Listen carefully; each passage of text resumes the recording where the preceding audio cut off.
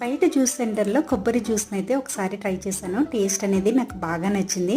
ఇంట్లోనే దీన్ని ఒకసారి ట్రై చేద్దామని చెప్పేసి లేత కొబ్బరి బొండంను ఒకటి తెచ్చుకొని ఇందులో ఉన్నటువంటి వాటర్ని దాంతోపాటు కొబ్బరి మీగడని కూడా సెపరేట్ చేసేసి వీటిని రెండింటిని కలిపి నేను ఫ్రిడ్జ్లో అయితే 1 అవర్ పాటు పెట్టేశాను అన్నమాట. ఈ కొబ్బరి జ్యూస్కి మెయిన్గా మనకి కొబ్బరి మీగడ అనేది చాలా ఎక్కువగా ఉండాలండి.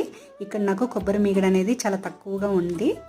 1 అవర్ అయిన తర్వాత ఈ వాటర్ అనేది మనం వడకట్టేసుకొని మిక్సీ జార్లోకి ఈ మీగడని తీసుకొని మన టేస్ట్కి తగ్గట్టుగా కొంచెం షుగర్ని లేదా గ్లూకోజ్ని కూడా యాడ్ చేసుకోవచ్చు. టేస్ట్ అనేది చాలా బాగుంటుంది.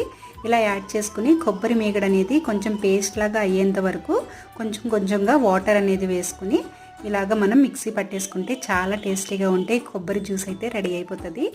ఈ వేసవిలో శరీరానికి చాలా చలవ చేసే ఈ కొబ్బరి జ్యూస్ అయితే మీకు నచ్చినట్లయితే వీడియోని లైక్ చేయండి, షేర్ చేయండి, ఛానల్ అయితే సబ్స్క్రైబ్ చేసేసుకోండి. Thanks for watching.